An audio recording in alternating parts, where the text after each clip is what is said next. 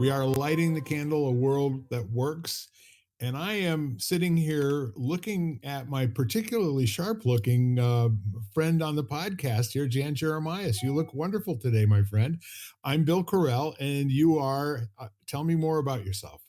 I'm Jan Jeremias, and I am a health coach. I'm passionate about wellness and health for people, but also for our four-legged creatures, our animals.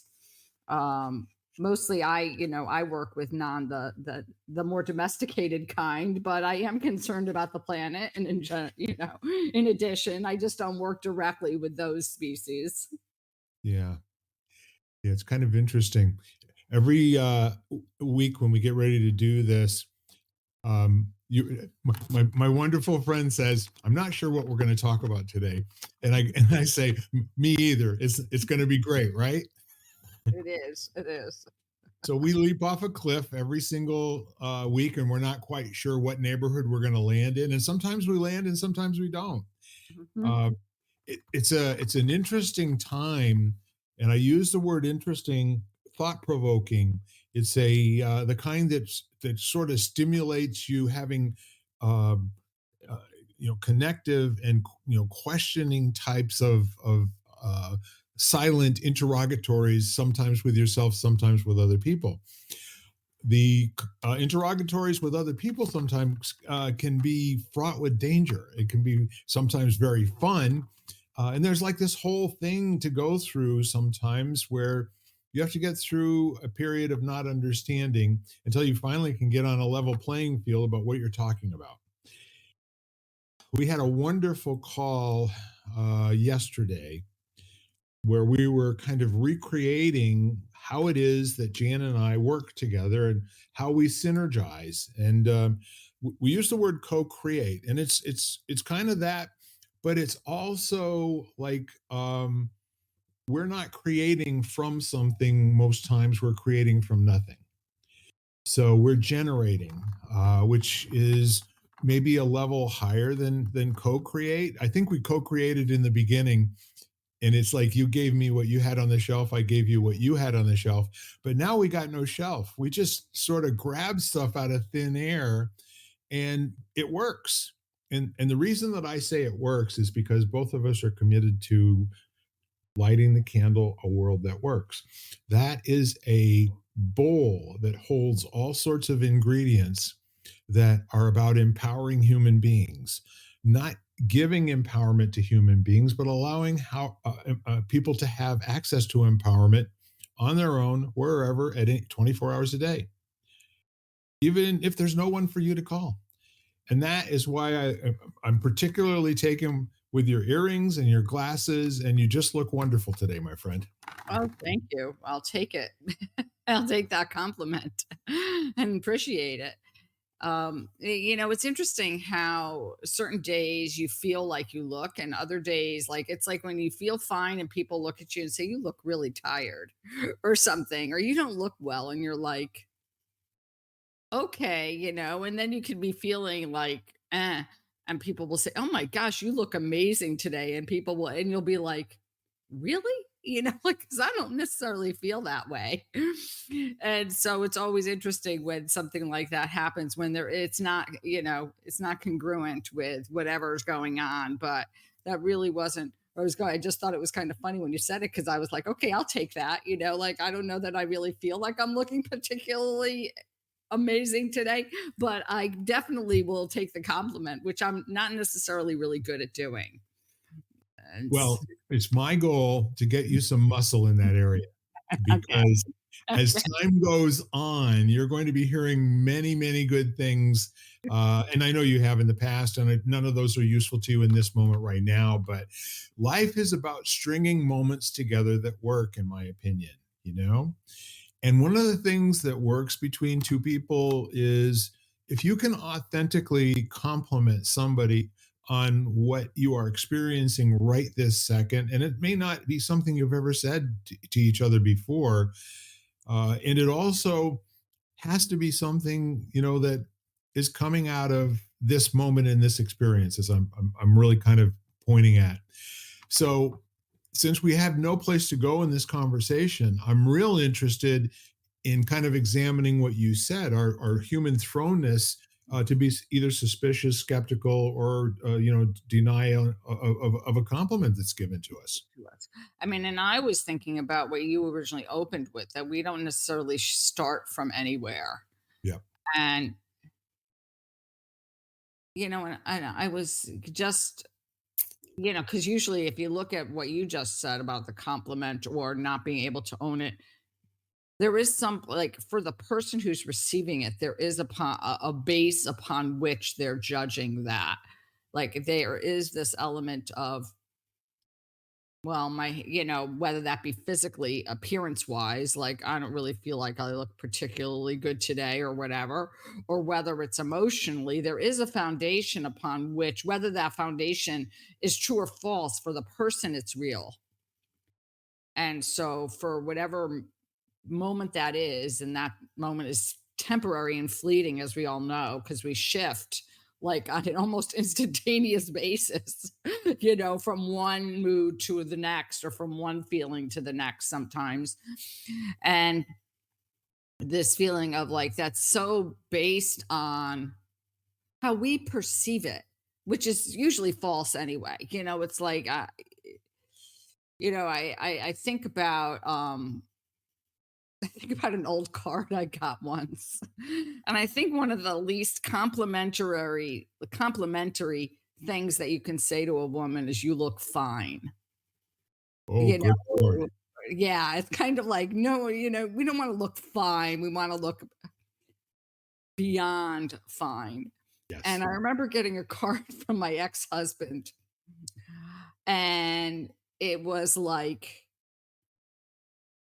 like, you opened up the card, because that would always be, because he always, like, kind of, he worked at home or he worked for himself, so he always made his own hours, and I would leave first, and so I would wake him up and say, "Well, how do I look today?" And he would turn to me and say, "Oh, you look fine." And that's what I wanted to hear at all. I didn't want to walk out the door. And I remember saying something like, I remember saying that, and then he ended up getting me this card that said something like, "You look fine." And then it opened up and it was like, "You look fine as wine," and "You look like all these different, like, kind of things." And I Yes. remember it was kind of like he said it and then he handed me the card, like, of like, "Don't get upset because I have this card and look at what it says." He's talking to a friend of his. He says, and the friend told me afterwards, and the friend said, "I was talking to your ex-husband the other day, and he said that, he handed you this card and it made you feel better," what it was. And he said, "I should really have gone out and bought like 10 or 15 of them just in case," kind of thing. And I remember thinking to myself afterwards, it was like, "You think you could fix everything with a card, do you?" Like, It's worth a shot, right? it's worth a shot, but it was just funny. But I think how much of it is really based on, like, what we're really feeling, and that base that we start out from. I mean, there Yeah. are days that we probably don't look good, that we just feel amazing, and it doesn't make a difference at all what anybody says to us.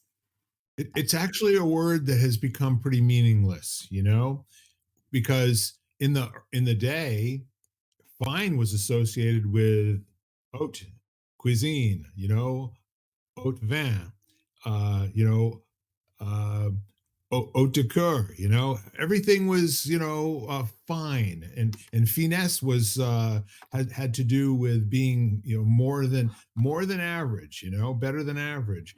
And I like the 50 shades of fine idea. I think there's something to that, especially if somebody with some vocabulary can really have a good time with it. But I'm left with the idea, going back to Louis Armstrong, "What a Wonderful World." You know, people on the street saying, "How do you do?" They're really saying, "I love you." And it's, as you said, the interpretation is far more important, than how it's sent. Do you know what I mean with that? Because you and I, and everyone, as a matter of fact, we hear what we hear, and where the magic is what does we hear mean? Mhm.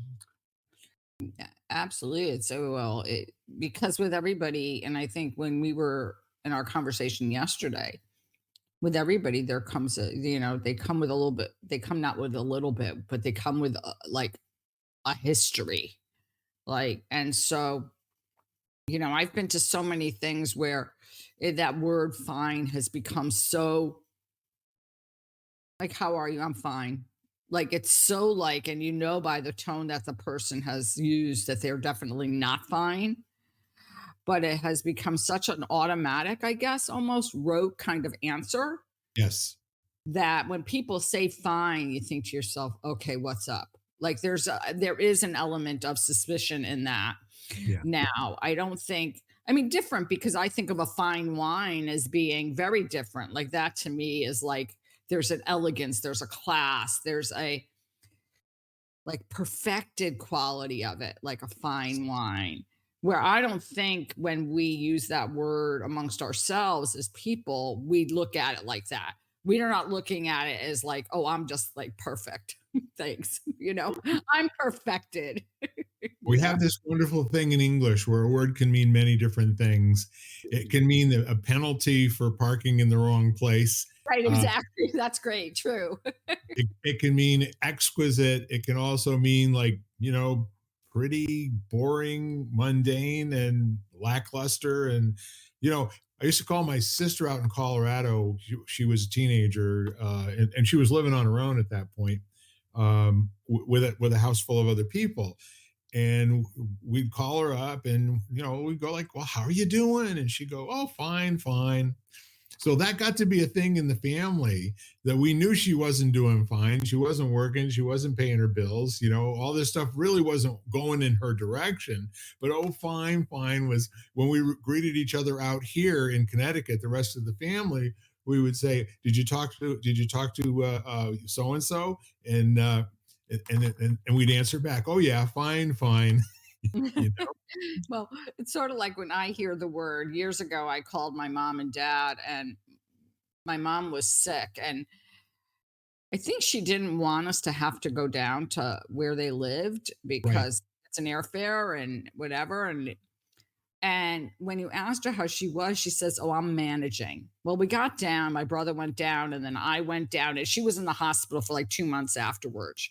Right. So whenever she says that phrase, I'm like, "How are you doing, mom?" She says, "I'm managing." I'm like, "Okay, what does that mean exactly? Please share a little bit more with me because that isn't telling me a whole lot." So that's the way I hear when I speak to people and they say they're fine. I'm like, "Okay, really tell me what's going on." Like, Yep. really, I'm really interested in how you're doing, and there's a lot of shades of fine. Like, there's a lot of there's like like a rainbow of fine, and so Yes. please share a little bit more, and maybe that's what it's useful for, is to kind of Right. open up that dialogue, to sit there and say, "Okay, well, what does fine mean to you?" Like, share a little bit more about that with me. Well, context is everything, isn't it? In a culture where we typically say, a lot of people will say, how you doing? And then I always answer terrific, because I have recognized and really kind of proven to myself over and over again about the law of attraction, and what comes out of my mouth needs to be responsible for what I want to be in the next few minutes and the next few years, right? So what I've definitely found is that my emotional state is something that I've got, a little bit of say so about. And that's an important thing for me to notice. And it's not like a fib either, because if somebody asked me, how are you doing? And I wasn't ready to say I'm terrific, like a declaration, what I would basically say is, I got a few things on my mind. you know I've got some things that I'm chewing on. I got some things that I'm working at. I have some unresolved issues that I'm figuring out how to win. It's always going to be in that context. And I learned this from a guy, I don't know, at least 40 years ago. Every single time I heard him speak, everything was always in a positive. He never used the word not. And I asked him about it one day, and I said, why don't you ever say don't do this, or I couldn't, or why don't you use the word not? He said, it's a valueless term. Talk Mm. about what is. Who cares about what's not? So he said, I've trained myself to always look for an expression about what is as opposed to something that's what's not. And that's something that I spent some time thinking about. I'm not sure I can grok it even today, 40 years later. However, what I did find is that the more I eliminated not and negatives from my speaking, I really did kind of improve the quality of my life. I'm here to tell you anecdotally that there have been some pretty testing situations that I've been in, health wise, family wise, all the rest of that sort of thing. And how I kept grounded and calm was by always being in the projection of positiveness and expecting a wonderful future, expecting it and creating it, not hoping. And now I just use the word not. I'm not an expert at this. But if you think about it and you're in conversation with people, out of 100 people, how many will you engage that will be sharing something that's negative? And how many will be sharing something that's positive? Folks at home, this is kind of a nice little practice for you as you go around like the next day or so, as long as you remember to do so. Sort of keep a mental note of the folks that you engage. And if you're positive first, do they give you positivity back? And if you're negative or frowning first, do you get that back from them? And try it in your car. When you drive by folks that are standing on the sidewalk at an intersection, smile at them with a big grin and see what happens. I love that. I mean, I think I shared this story in the parking lot of Trader Joe's one day when I saw this woman like putting on makeup and with the visor of her car. And I kind of waited because I didn't want to scare her by knocking on the window because I thought she'd jump, like her mascara would all go all over or whatever. And she rolled down her window and I said to her, "You look marvelous." And she said, "Thank you so much." Yeah. Because I could just tell she was taking such care and she was kind of concerned about her appearance. I Yes. don't know where she was going. I didn't need to know where she was going. I just know I like walked by her and I thought, I think she could use someone to tell her that she looks really good. And so that's what I did, and you could just tell, it's almost like the light bulb, like turning on a light switch. It was, like, instantaneous. The smile that came over her face and the fact that she, like, took a deep breath and she relaxed, and she was like, "Oh, thank you." And obviously, I mean, I have no idea what happened going forward. I only have to believe that it impacted in a positive way, Yeah. you know? And I think that I love what you said because I do agree with you, Tonka. But I was just thinking of Tonka just because I You always just say, made me one hell of a compliment. I appreciate that. yeah, I was just thinking that um, it's amazing because he's directly a mirror from me. That if I come up and I'm in a good mood and my voice is animated, his tail starts to wag and he gets all excited and he has this bark he does when he's excited. And it's just like, you know, and it's almost like, "Oh my god, she's happy to see me," kind of attitude. And that's the way I think of people are no different. If you can, come across, "Oh, I'm so happy to see you," or whether that be a stranger that's in a Yes. store checking you out or your postman Yes. that's delivering your mail. I mean, Yeah. there is that opportunity to just sit there and say, "Oh, I'm really glad you're here." Like, "Thank you." It, it's difficult to have the conversation that we're having with just anyone.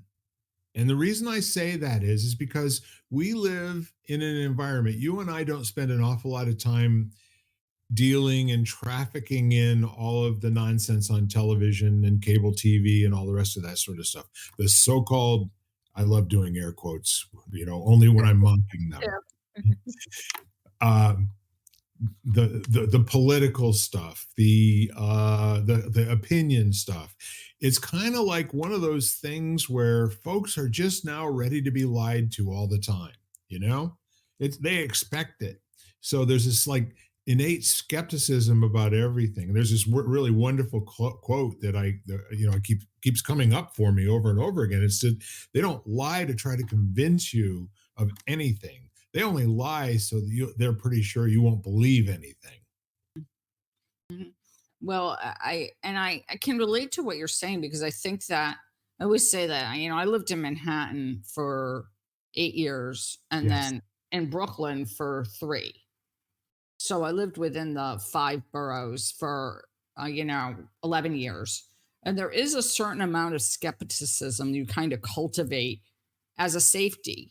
Yep. Is you want to be smart. That's just true. You learn which neighborhoods to go into, which people, as much as you might say that you don't discriminate, which people kind of look seedy and which who you should avoid, and you just automatically do that. And I think, and I'm not trying to be, I don't know, to kind of target myself as being, any sort of racism, but I think that if somebody tells me that they're not, I would highly question it, because I think that, especially being a woman in a city, because I think your guard does go up in a different way.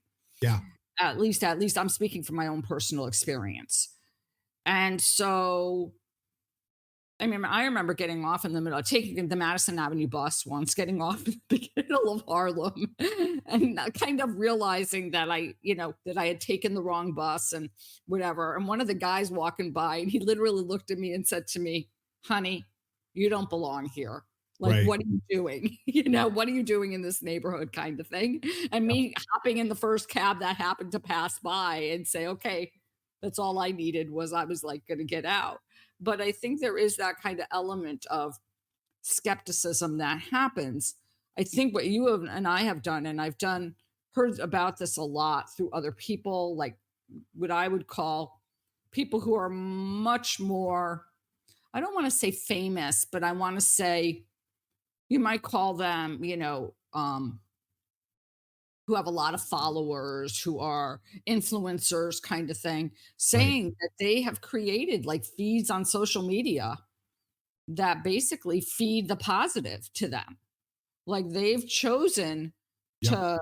to, one woman said that she chooses things like she has stuff that gets on her feed about, like, there was something about like synchronized, like this drone taking pictures of a whole series of dancers from above, and the synchronicity and the beauty of it all and this formation kind of thing, or animals, and another guy posting like saying that he follows. And I think that that was a choice they made, was like, I don't need to be fed this constant negativity all day, every day, between the news, between social media, between what we think ourselves anyway, a lot of the time, which might be, depending on your predisposition, might be negative or just fearful.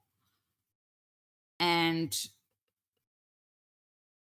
the more I think about it, the more I have molded my life so I don't have those influencers in, um that I just, and some of that I did that for myself as a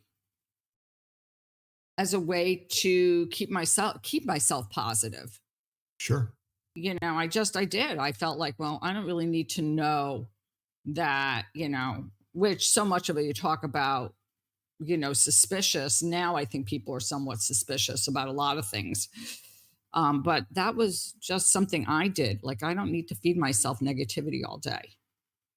Well, I've got a whole lot of things that are firing right now, but one of them is I've got a philosophy and a theory about how people are. It's really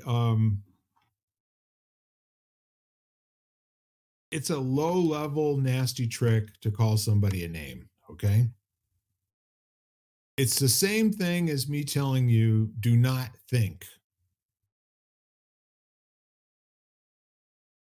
and waiting for 15 or 20 seconds, of course you're going to think. We have a construction to our nature. The way human beings survive is they learn from their experiences. Those experiences, the trauma, the joy, the love, all of the emotional stuff, the things that worked, the things that didn't work, they disappear into the subconscious and they arrive to protect you like a firewall. The nature of a firewall on a network in a business to protect the computer systems from malicious entry of viruses and that sort of thing, we have the same mechanism in us. And that mechanism is not something that we necessarily program. We have to program ourselves to notice when the mechanism isn't serving us. That's the important part here. If we were to have a conversation about when you notice that there's a feeling that you get that comes up about something, engaging a person of another color or with an accent, or being in a dark neighborhood where the corner street lamps are out. You learned all of those things, through experience. Don't discount them and don't give yourself a name about it, okay? And don't accept that somebody else is naming you. And for God's sake, don't name other people. Okay. Mhm, mhm. It's all what keeps us alive. And the use of that to dominate people and to make them feel like they're less than, like they shouldn't be the way they are, is to deny how everybody in the room is feeling. And some are telling the truth about it. I love that. I love Yeah. that because it's true. It's true. If anybody, like I said, if anybody can tell me that their guard does not go up, and maybe you take away the label, you should take away the labels because I think it is created out of preservation.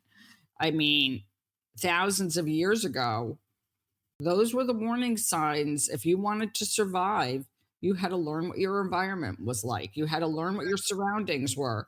And maybe they weren't, you know, getting off in the wrong, let's say, maybe the wrong neighborhood at that point was getting off in the middle of the jungle where there was the possibility of encountering a lot of, like basically you became prey.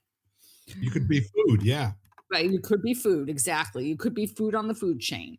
Or maybe it was depositing yourself in an area with, in the jungle, which, where the likelihood that you would be, that you would fall into quicksand was really high. Yeah. And then all of a sudden you had to navigate geography and terrain and all that kind of stuff. So it was formed with the intention that you evolve and that you survive by Yeah. learning. And Well, now the jungle's a bit different. it is, and we're in a psychological jungle now. And some smart people back in the 50s, 60s, and 70s learned how to use that as a tool and a weapon, especially in academia. What they learned was anytime that they told somebody something that was positive, like a compliment or something like that, they'd forget about it 10 minutes later. Anything negative, any type of a criticism, they would take it on like it's made out of stone and be very, very real. So they learned how to. Remember, we used to have these terms called bias Oh. and prejudice. Bias. I can actually hear George Carlin saying this, though he never had this routine. George Carlin would say, "Bias. It's such a happy sounding word. How could it be bad?" Well, see, they took those 2 words and they made them into weapons. You're prejudiced and so knowing that you're prejudiced means that you're a defective human being. And as a defective human being, you don't deserve all that life has to give you because you haven't earned it because of your deficiency. They've refined that into a lot of new words that go far deeper and are far harder, to take on board and separate yourself from. So join the party and say, yes, I am prejudiced, I am biased. So what? My goal in life is to have those prejudices show up for me where I can do something about them before I hurt somebody else with them. But I know they're there. I just don't know where they are. And my whole goal in life is to unconceal those things that are holding me back. And my prejudice and my bias, these things that have kept me alive to the ripe old age of 70, I'm not swearing off of them. I would rather them give me false information and get the, get the, the alert than not get the alert and get myself killed. Well, and then on another note, even if you could just take it, you'd rather get the information and kind of examine it and say, well, is this true for me now? Like right now, is Yes. this useful for me and is it true? Or is it an old trigger that's coming up around something? And this is not that situation, really. I mean, if you look at it, in some way you felt threatened and all of a sudden your guard went up. And whatever you do when that happens, I tend to withdraw um, and get kind of pensive and, want to be by myself. That's just my reaction. But I Yes. have to examine it and say, okay, this comes, and maybe I don't even really remember where it originally came from. Like maybe that original circumstance, or maybe it is very apparent, but a lot of those things happen to us in childhood, in school, and all these different situations. Like you said, we wear them like this steel, like this armor, Yeah. literally. And then the question is do we question them? Like, do we sit back and say, okay, well, so and so said something to me and it sent me down this path of like whatever, of oblivion into negativity or hurt. This situation really didn't warrant that reaction. Right. It's like, this situation is not that. That whatever that was happened 50, 40, 10 last week, years ago. And now I have to sit there and say, okay, well, that's a real false. That's false. That's like really not true. Right. So I'm not necessarily giving up the armor because I don't really even know that that's possible. I think it almost happens automatically. It just kind of like it's there. Well, we're calling it a firewall. We're calling it armor. It ain't there. It's just your Well, subconscious trying to keep your butt moving in a forward direction. it's your butt trying to, it's your trying to keep you safe, basically. And Exactly. which is in existence. Yes. It's just sitting there saying, okay, this is a little like this is a blip. Put up the armor, get on your guard, you know, and then you're like, okay, just sit with it Yeah. and breathe.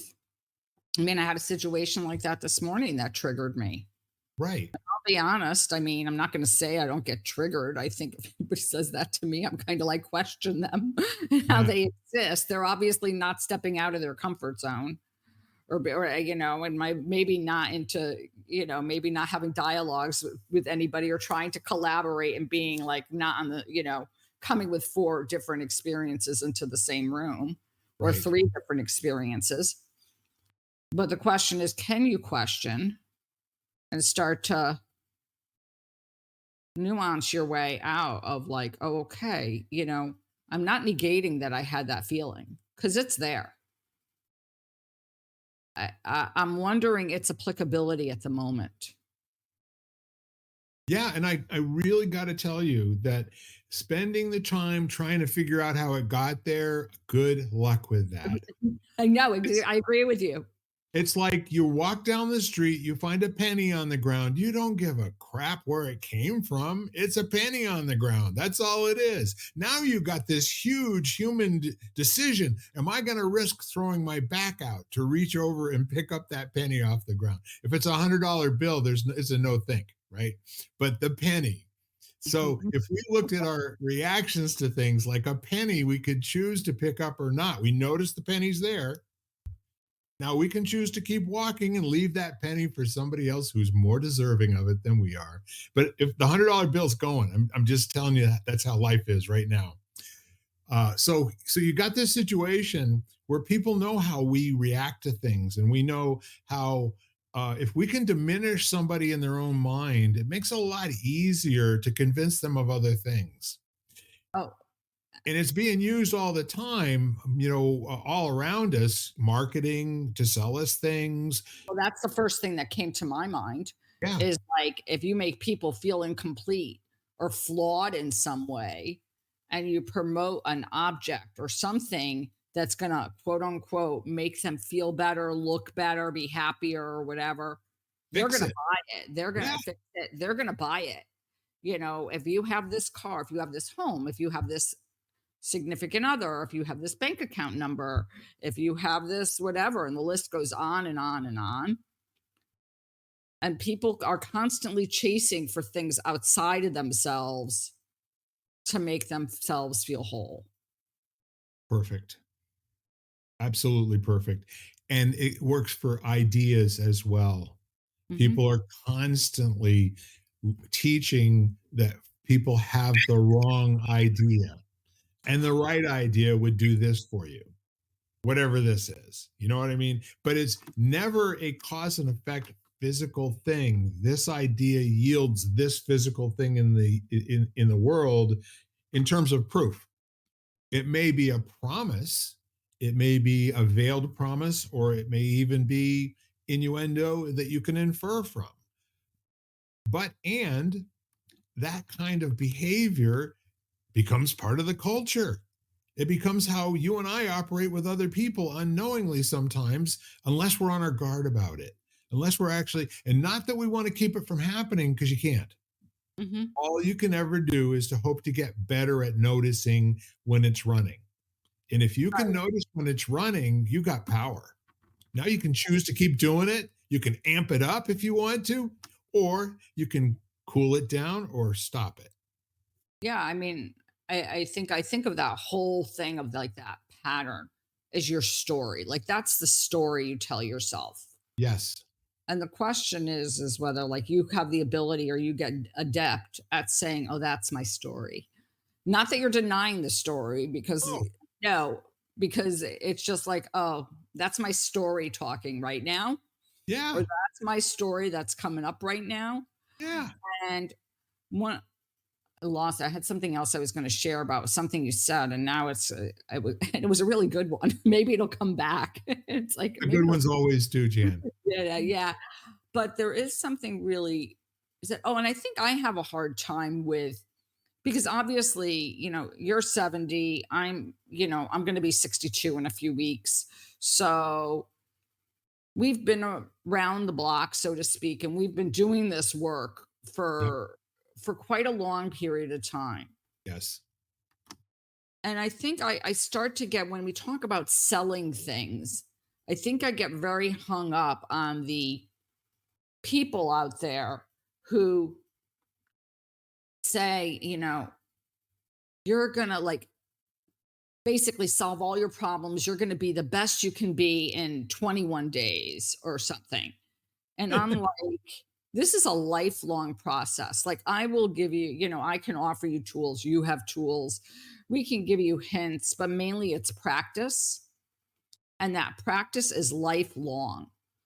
And let me tell you, there are points in my years that I have relapsed and I have a hard time seeing the story, so to speak. Right. And there are other times where I'm really adept at seeing the story and saying, okay, that's the story. Let it go. Let go of the story. What's the situation in this moment? Move on. Like, and go forward or move on or just, figure that out, but not looking at like taking it for what it is, like that specific circumstance. But there are points where where I'm really crappy at it, to be honest. And I sit there and I get stuck. And then I have to, hopefully speak to somebody or Well, we've sit. been meaning to talk to you about that. All the rest of us that don't have that problem, you know? Thank you, Bill. I'll take all the help I can get. No you know? worries, no worries. I was sent to, engage you in a very positive way, hopefully. See, the No, thing of it is that you and I tell the truth, about our foibles, our weaknesses, the thoughts that are not mainstream that you just can't normally say in groups. You can say them after you've had a martini or a cocktail or something. But the thing of it is that when you really kind of dive down into it, the the tension in our lives comes mostly from we're not good observers of what's happening. we interpret what is happening and we make it mean something. And then, as you eloquently said, we have our story about what happened. Nothing that's even close to what really happened. And when you start to get trained to say, well, she walked in with a huge knife and stuck me in the back. And the next thing I knew, I'm on the floor bleeding. Well, what really happened was is she came into the room and she said, how are you doing today? Did you take the trash out yet? You know? So the story's a good one. I mean, and we love those emotional, things that are similes or metaphors that don't describe what really happened, in particular. But if someone did come in with a knife and and stabbed you in the back and you didn't fight them off with all you had, you deserve to be on the floor bleeding. But that's not what happened. That's your story about what happened. Now that's an exaggeration, but you know what? We do a lot of that. If you listen to women talking to each other, not men so much, because men don't talk to each other quite as much as women do sometimes. In my experience, my humble experience, there's one of my biases and prejudices coming out. So the point is, they used very descriptive language to be interesting, very descriptive language to be entertaining, and we guys do the same thing when we're describing sports events or things that are coming up. But you see these things like an ad on YouTube where they're talking about this device that you put on your abdomen that emulates 10,000 crunches or 10,000 sit-ups in 10 minutes, and it's like, do you think anybody really believes that? Do you think there's anybody that believes that the abs on that dude came from a device that cost $69.95 and it delivered all of that in 20 days? Well, it seems Well, like we've gone backwards a little bit. I always feel that way with like weight loss programs and things like that. Yes. Because I always feel like if it was that easy, everybody would be thin. Like, or not, I just feel like all those things, it always makes me um very suspicious of those circumstances. And I think that part of the reason, to your point about women, is because in general, women try to express and verbalize their emotions. And Yes. those require stories or language if you want to articulate it, which usually falls short of exactly the way you're feeling. I mean, there's not really, and that's why if you look at some ancient languages, there's no word for some of the stuff. Like English has tried to come up with a word, but in other languages there are no words. There are no words that describe a specific situation because, not that it didn't happen, those did, but they didn't language it. We language it, or we try to language it.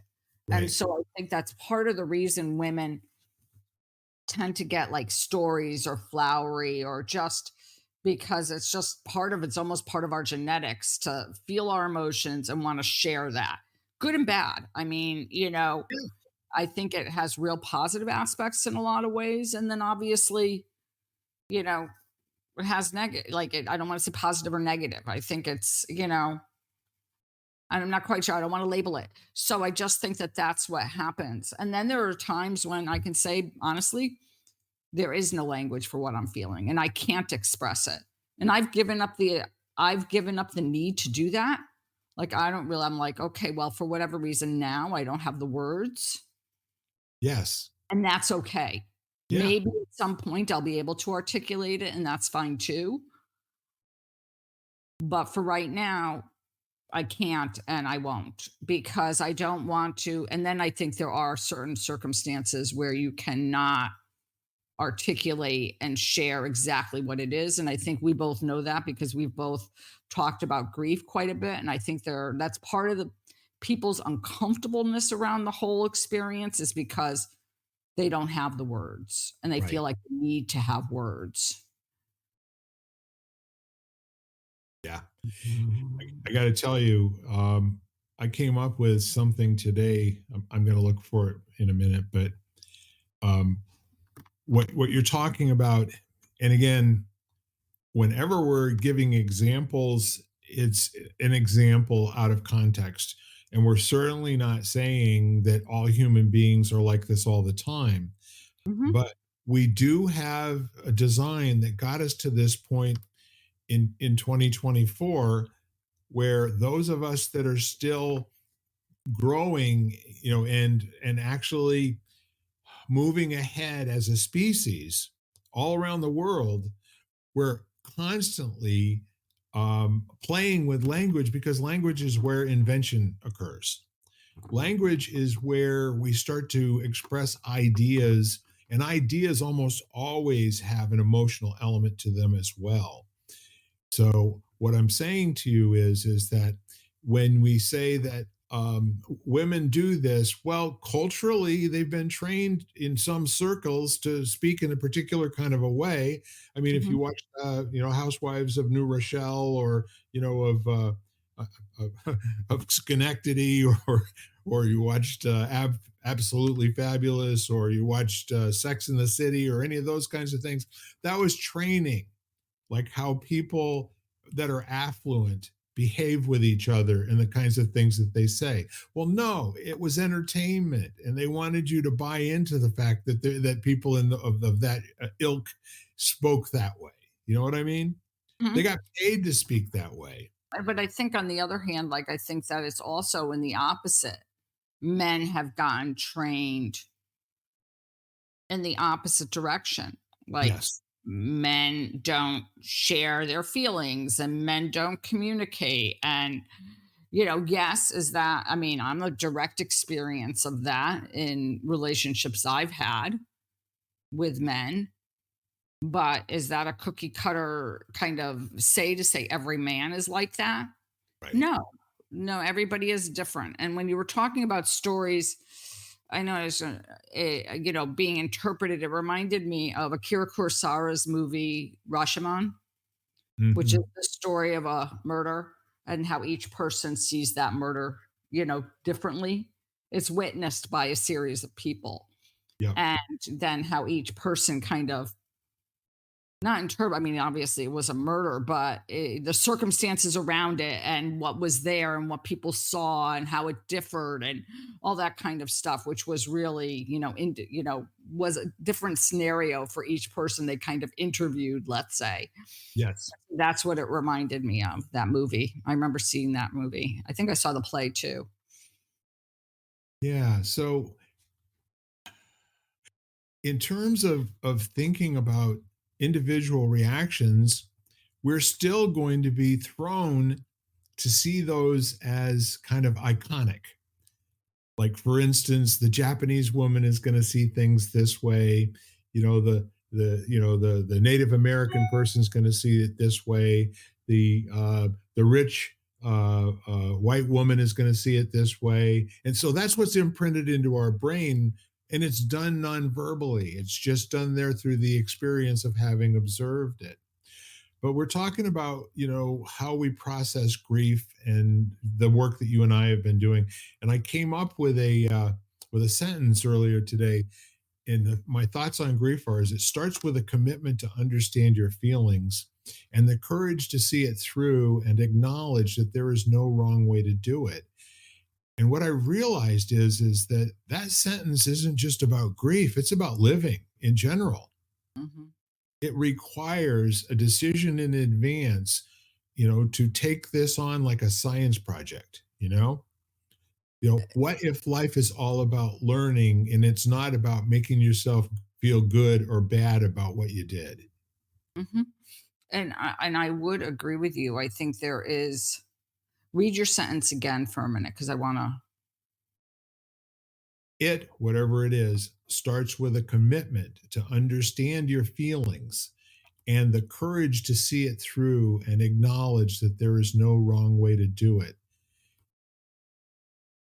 I would add one more piece to that: with no evidence that you'll ever get an answer. Mhm.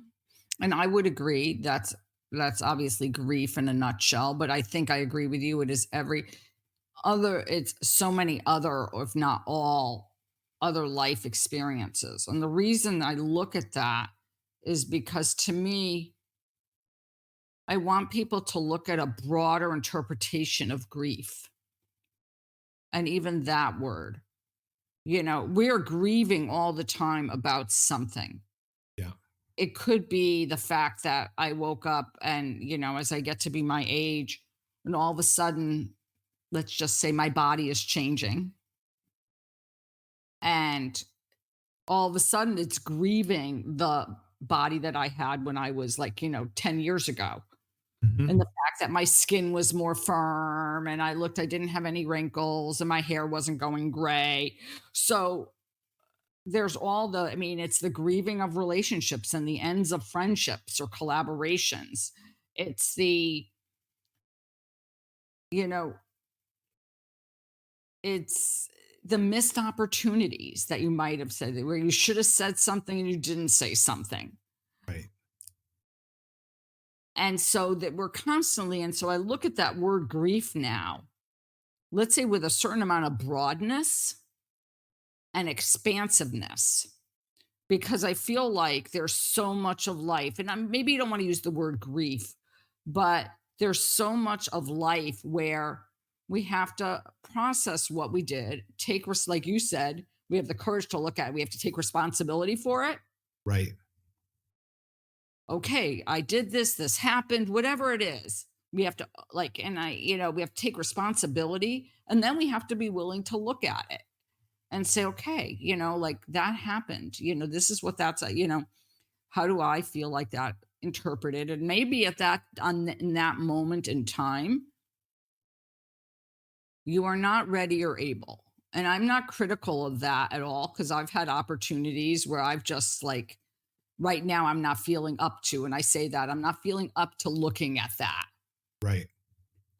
Now, if I ignore it too long, usually an opportunity springs where it says, "Okay, you're looking at me, like you're not ignoring me," or all of a sudden I'm sitting and I'm meditating, or I'm walking, or I'm in the shower, or something where my brain, my thoughts start to turn off a little bit, and Yes. usually it kind of enters. It kind of creeps its way in, and it says, "Remember when that happened? You didn't look at that yet." Maybe it's time that you sit there and examine that a little further, but it's usually in those opportunities like I'm in the shower and the water's running and I'm kind of, like my thoughts are a little quieter, or I'm out in nature and it's really beautiful outside and I'm kind of experiencing that oneness and I start to think to myself, oh, and all of a sudden a thought comes in, that'll be the thought. Yes. You're like, "Oh, okay, you forgot about me for a moment. You can choose now to look at me or you can choose not to. Right. What are you gonna do? Like, do you wanna look at me now? Or do you wanna, like, push it aside for another day?" Which you can, and then maybe a day goes by and all of a sudden you're cutting vegetables or something and the thought comes in and you're like, "Oh, you never looked at me." Here I am still, and then, and it actually becomes that's also an interesting observation of how, like, of your tendency or your in a particular time to kind of push it away and say, nah, I don't really want to look at that now. Yeah. I've had points where I've done that, and then I've had points where like, okay, I'm not willing to do that because I know like if I don't look at it now, it's gonna rear its whatever head and it's gonna say, okay, now you're looking at me. I love what you just did there. We could insert our own word where the euphemism is ugly, but what if you were a beautiful head? It's going to bring you a message that you don't want to receive, but after you get the message and you know what to do with it, it's going to be beautiful. It is gonna be beautiful. No, it is because I think then I mean, I use the word transformed or changed in some way. Yes. I think that, like that circumstance around what I had this morning, where Yeah. all of a sudden, like that old story came up. And just in our conversation now, I'm looking at it and seeing it for the story that it was. Yeah.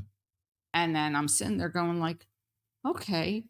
And that has transformed me in some way. It's kind of like, oh, okay, now I feel better. It was that old story. That's not what's happening now. And you can let it go. Like there's no reason for me to hold on to that. Yeah. And that's the beautiful, beautiful thing because then you're like, oh, okay, then you realize you can do it too. I think that it's like it's like any sort of muscle you start to work like in a practical sense. The more you use it, the more you're able to, the stronger you get. And I think the more you practice it, the easier it gets. So that Agreed. you're like, oh, okay, I did it last time. Let's look at this one and say, oh, okay, this is similar, this is different, you know, this is the story or whatever. Okay, next. Yeah, it's a remarkable thing, this life, such that maybe you're not even going to notice that this is similar or different. Different. All you'll do is after you did it, you'll go, "Crap! I really have gotten better at that." You know? Well, I used to say that, I always knew that I was progressing when I was in a circumstance that would have triggered me and it would have sent me into a depression, like a depressive hole for like a month. Yes. And then all of a sudden it got to be 3 weeks and 6 days. And then all of a sudden it got to be 3.5 weeks and 3 weeks until all of a sudden it was like, okay, that happened, done, gone, and just let it go. And it wasn't like it didn't happen overnight. It happened No. over a series of months, years about certain things, depending on, I want to say, it's almost in yoga, we use the word hooked, like whether it hooked you, sort of like a fish on a line.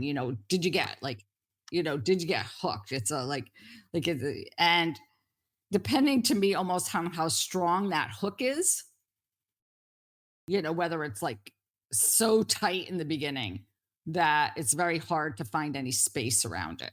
And then Yeah. all of a sudden you're able to create a little bit more space so that if you even consider like the practical act of fishing, that fish starts to like kind of shimmy and shake a little bit. And then all of a sudden, where at the end that fish shakes itself off the hook and it's not hooked anymore. But in the beginning, that hook, kind of that connection, can be really like restrictive and confining.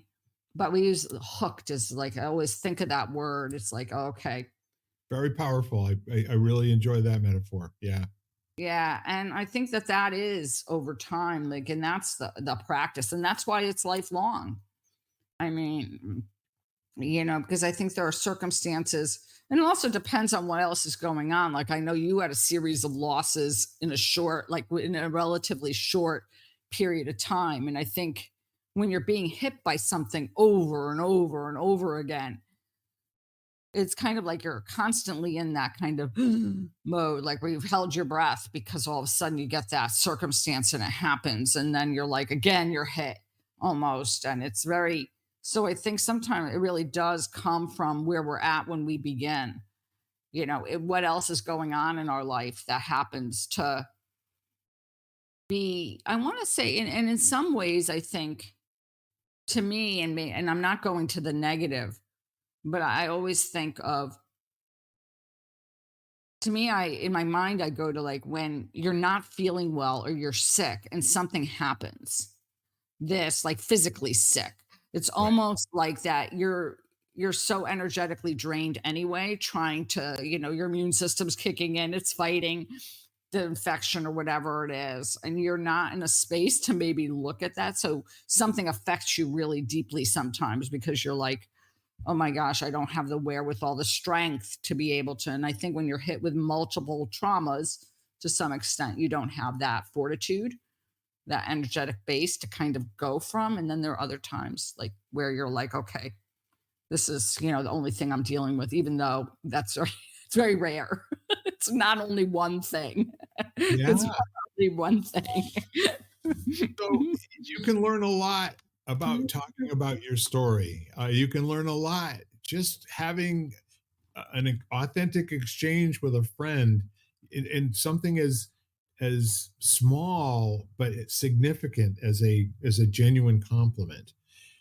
And I think to kind of like get full circle back to where we started in this whole idea of why do we not pick subjects to talk about in advance? Because we're really not interested in sharing something with you, that we've hashed out, someplace else. It's a lot more important to us to share ourselves with you and invite you, to do that yourselves with the people around you that you know, like, and trust, and some of the ones that you don't. There are some people in your life that you can bring closer to you just by being willing to give up that story for a minute or two and go take a chance, risk it, you know? And I love what you shared at the end because I think that we live in a society, well, at least I feel like a lot of the time, like there are those people I would consider close, you know, I want to say comrades, friends, like, like in a way, like almost soulmates kind of thing. Like we're really connected Yeah. that I feel like, oh, okay, I could I could share this with. And what I want people, look, try to see where in your life you have those people is what I would suggest. I mean, it was really interesting because I was listening to something and they were talking about so two things I want to share. They were talking about finding people to connect with. And they said the problem is that we go in and we say, okay, well, I like to meditate and and I'm into meditation and I meditate. Wouldn't it be nice to do it in a group?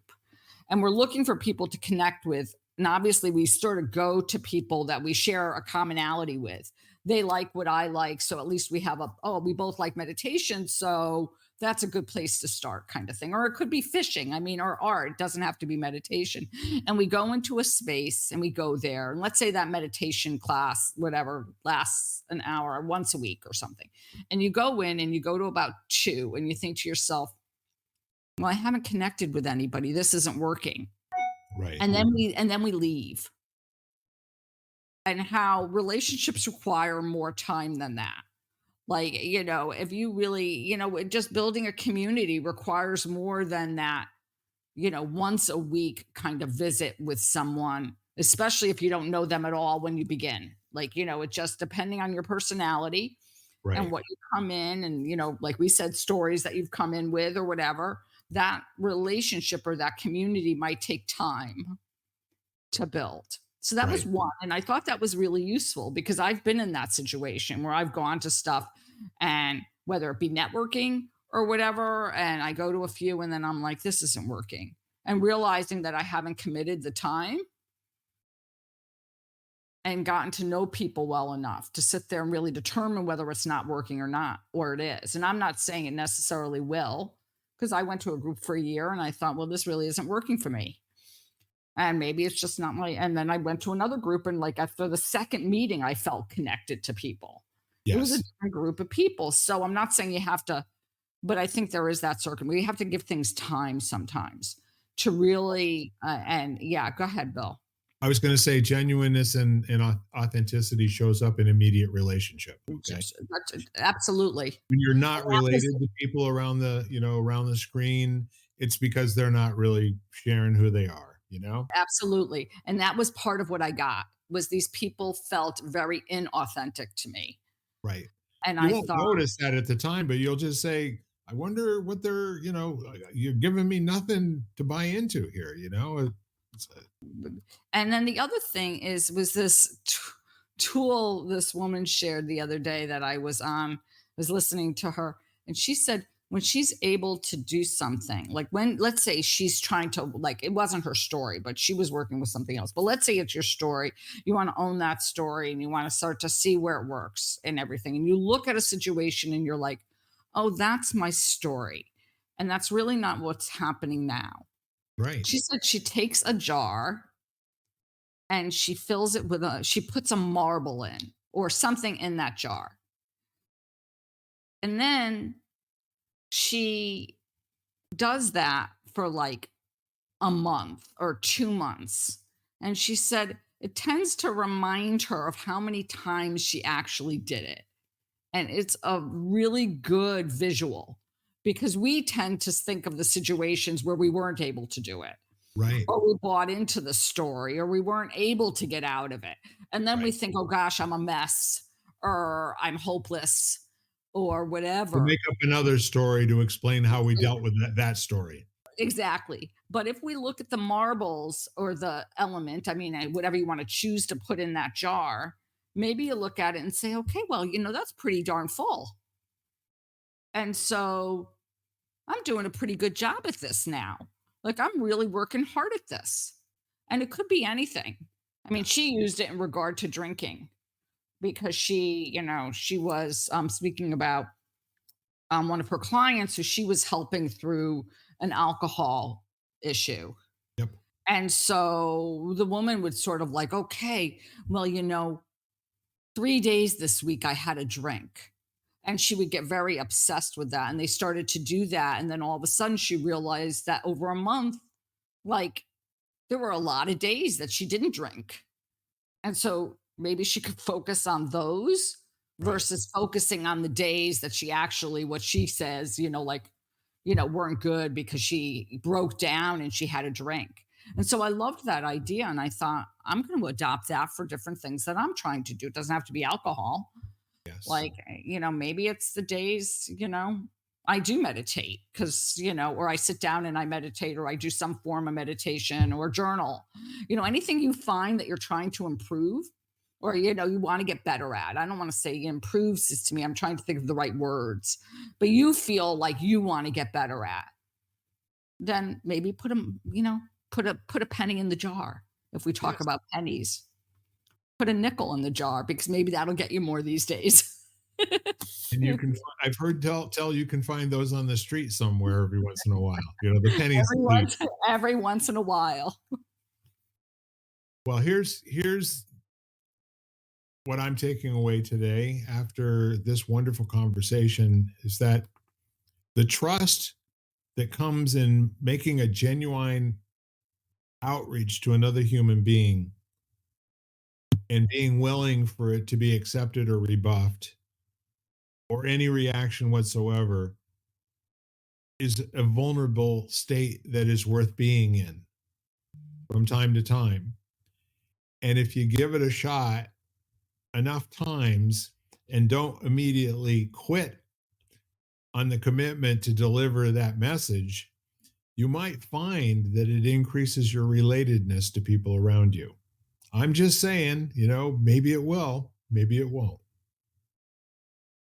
And I'll just piggyback on that, Bill. I mean, the more if anything, I've learned over the past few years, I think, especially.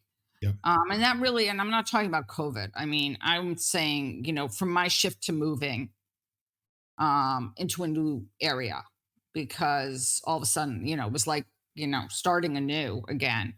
And I have to say I'm a lot more authentic, or I'm the realization that I tend to show up Yes. how I am. Yep. And that's what and I think that that's what I look for now in other people. So it's really, I feel like the relationships that I do build Yes. are much deeper and much um more fulfilling and full, like in all that it is. I mean, and I think you can really, because you say love all the time, I or I do. love you. And I think that when you live in a space like that, that's when you really do love people. And also and you value them. Like, there is a certain element of value for you in that relationship and with that person. You see that, you see their uniqueness. Yes. Everybody has a role, like, not a role in a negative way, but everybody has a purpose for being here Part of the fire brigade on this thing called life. in this thing called life. Yeah. I love that. Well, I think this is time to wave goodbye and send each other blow a kiss. And quite frankly, it's been another wonderful time with you, my friend. You And too, you at Bill. home, I really appreciate you. And I want you to to know that and be more than willing just to reach out to your friends, and especially the ones you haven't heard from in a little while, and just let them know that your world works because they're in it, even though you don't see each other that often. And if they ever need you, you're a phone call, a text, or an email away, and you can at least be in contact with them verbally, if not in person. So, with that said, Jan, you want to send us off? Oh, goodness. All I'm thinking about is that whole jar thing of like looking for opportunities to see yourself in your own fullness and start to celebrate that and acknowledge that, as opposed to focusing on the things you quote unquote, there we go with the air quotes. So that's for you, Bill. Yeah. We feel we do wrong. So shift a little bit of like, can you shift your focus to, and I'm not saying you walk around doing like you're perfect, but celebrate your wins. Yeah. Well said. We are lighting the candle, a world that works, and I'm here to tell you it really does work. You may have to look for it sometimes, but God bless all of you. And bye for now. Bye for now. You've been listening to Lighting the Candle, a World That Works, part of the Exvadio Podcast Network. You can catch every episode as well as the rest of the network at exvadio.com, the Apple Podcasts app, Google Podcasts, Spotify, iHeartRadio, Audible, Amazon Music, and wherever you find podcasts.